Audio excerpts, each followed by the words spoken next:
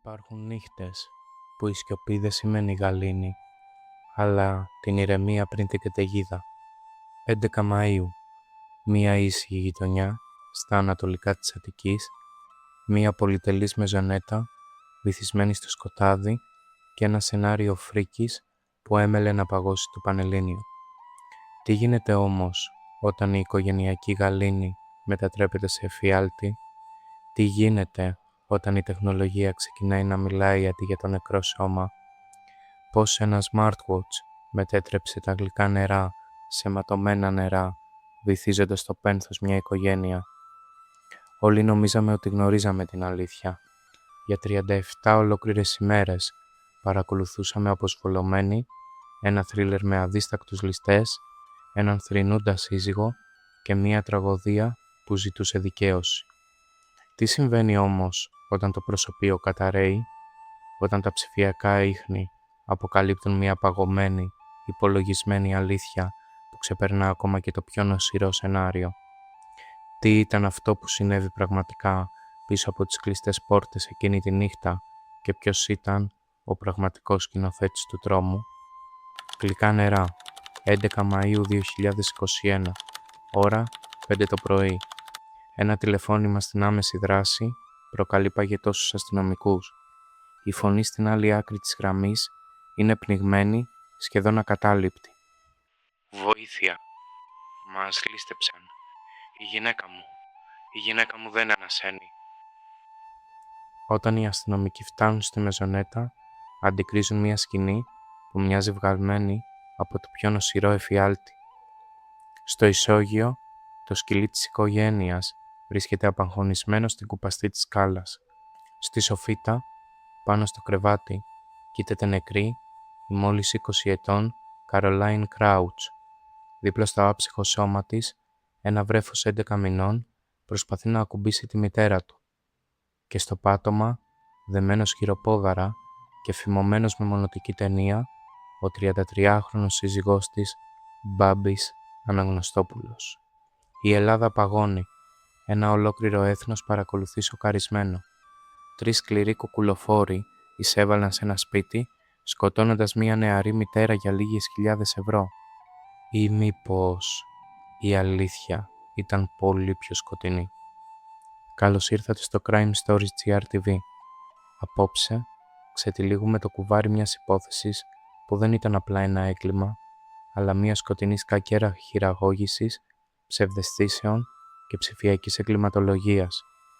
Πριν βυθιστούμε στα άδυτα αυτής της ιστορίας, κάντε τώρα μια εγγραφή στο κανάλι, πατήστε το κουδούνι των ειδοποιήσεων για να μην χάνετε καμία έρευνα και ετοιμαστείτε, γιατί αυτό που ακολουθεί δεν είναι απλά μια εξιστόρηση, είναι η προσωποποίηση του απόλυτου ψεύδους. Μέρος πρώτο, το ερωτευμένο ζευγάρι και η νύχτα του τρόμου. Για να καταλάβουμε τι συμβαίνει εκείνη τη νύχτα, πρέπει να πάμε λίγο πίσω. Η Καρολάιν Κράουτς, κόρη του Βρετανού απόστρατου αξιωματικού David Crouch και της Σούζαν Ντέλα Κουέστα, μεγάλωσε στο πανέμορφο νησί της Σαλονίσου.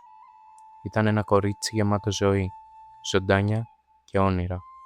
Σε ηλικία μόλις 16 ετών, γνωρίζει τον Μπάμπη Αναγνωστόπουλο, έναν 30χρονο γοητευτικό πιλότο πολιτικής αεροπορίας. Ο έρωτάς τους φαίνεται παραμυθένιος. Το 2019 παντρεύονται στην Πορτογαλία και σύντομα έρχεται στον κόσμο η κόρη τους. Για τον έξω κόσμο ήταν η απόλυτη εικόνα της ευτυχισμένης οικογένειας. Φτάνουμε στα ξημερώματα της 11ης Μαΐου 2021.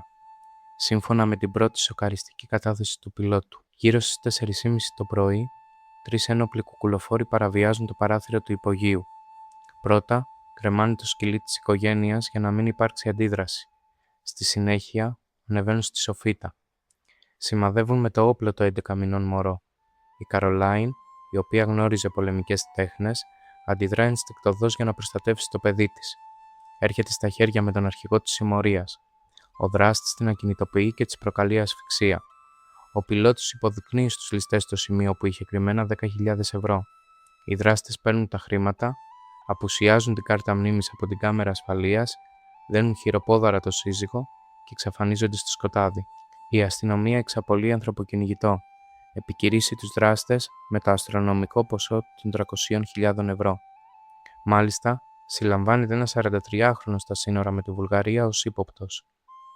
Όλα δείχνουν ότι πρόκειται για μια στιγερή ληστεία μεταφώνου. Όμως, οι αστυνομικοί του τμήματος εγκλημάτων καταζωής παρατηρούν κάτι που δεν κολλάει.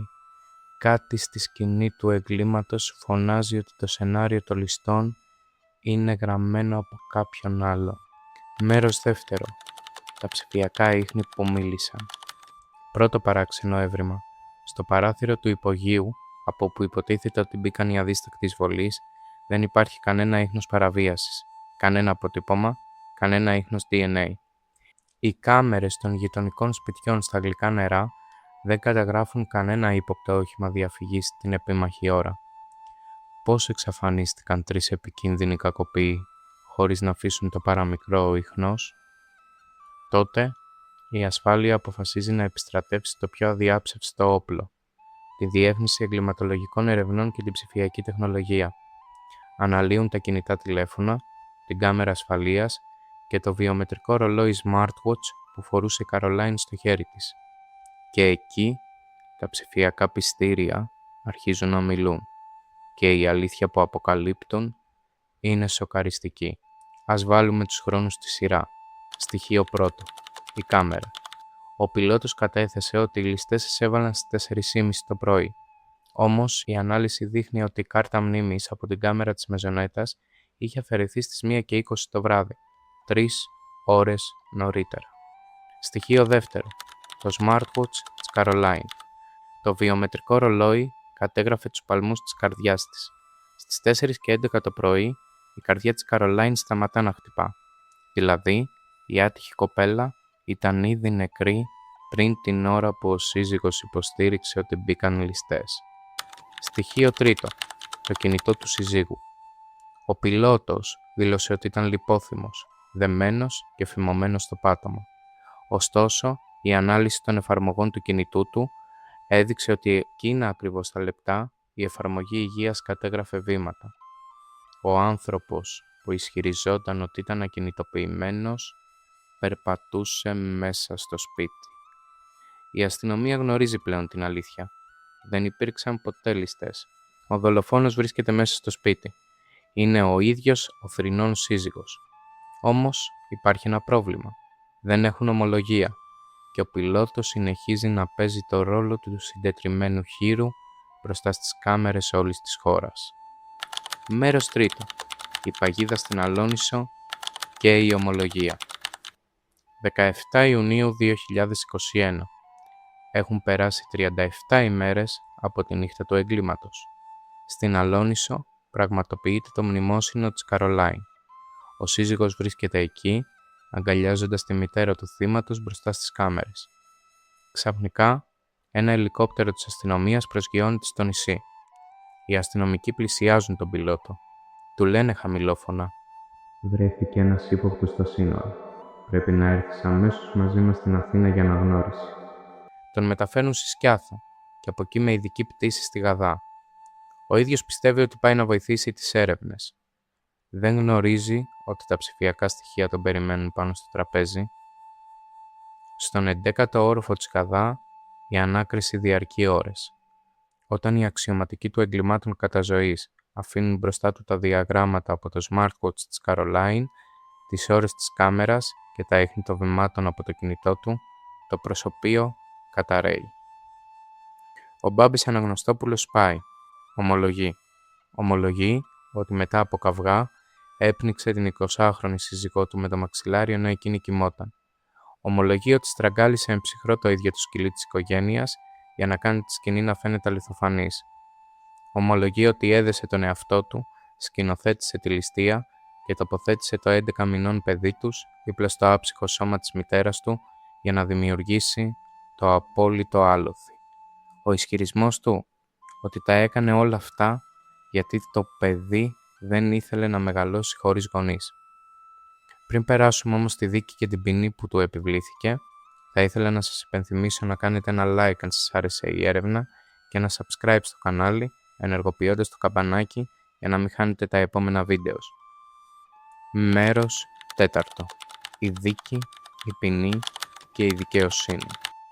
Στις 22 Ιουνίου, ο καθομολογίαν δράστης κρίνεται προφυλακιστέος. Η κοινωνία είναι μουδιασμένη από το μέγεθος της υποκρισίας και της σκληρότητας. Τον Απρίλιο του 2022 ξεκινά η δίκη στο Μεικτό Ορκωτό Δικαστήριο Αθηνών. Ο κατηγορούμενος ισχυρίζεται ότι τελούσε εμβρασμό ψυχικής ορμής. Όμως, τα στοιχεία είναι καταπέλτης. Η σκηνοθεσία, η θανάτωση του ζώου, η αφαίρεση της κάρτας μνήμης ώρες πριν, όλα αποδεικνύουν έναν ψυχρό, υπολογισμένο σχεδιασμό. Στις 16 Μαΐου 2022, το δικαστήριο εκδίδει την απόφασή του. Ένοχος, ομόφωνα, χωρίς κανένα ελαφρυντικό. Ποινή, ισόβια κάθυρξη για τη δολοφονία της Καρολάιν, συν 10 χρόνια κάθυρξη για τη θανάτωση του σκύλου, συν επιπλέον ποινές για τις ψευδείς καταθέσεις και χρηματική ποινή 20.000 ευρώ. Συνολική ποινή, ισόβια και 11 έτη και 6 μήνες. Το Σεπτέμβριο του 2023, το Μεικτό Ορκωτό Εφετείο Αθηνών επικυρώνει πανηγυρικά την πρωτόδικη απόφαση, διατηρώντας τα ισόβια. Η υπόθεση των γλυκών νερών δεν ήταν απλά ένα έγκλημα που απασχόλησε τα δελτία ειδήσεων. Ήταν μια υπενθύμηση του πώς η ανθρώπινη χειραγώγηση μπορεί να κρυφτεί πίσω από το πιο λαμπρό χαμόγελο και πώς η επιστήμη και η δικαιοσύνη μπορούν να διαλύσουν ακόμα και το πιο προσεκτικά σκηνοθετημένο ψέμα. Η μικρή Καρολάιν χάθηκε άδικα και νωρίς, αλλά η μνήμη της παραμένει ζωντανή, ενώ η μικρή της κόρη μεγαλώνει πλέον μακριά από τη σκιά της τραγωδίας. Ποια είναι η δική σας άποψη για την εξέλιξη της υπόθεσης και την αποκάλυψη μέσω των ψηφιακών πιστηρίων? Γράψτε μου στα σχόλια παρακάτω. Διαβάζω και απαντώ σε όλα. Αν σας άγγιξε αυτή η αφήγηση, κάντε ένα like στο βίντεο και πατήστε subscribe στο κανάλι μας, ενεργοποιώντας το καμπανάκι για να μην χάσετε την επόμενη σκοτεινή υπόθεση. Σας ευχαριστώ που ήσασταν μαζί μου. Ραντεβού στο επόμενο βίντεο.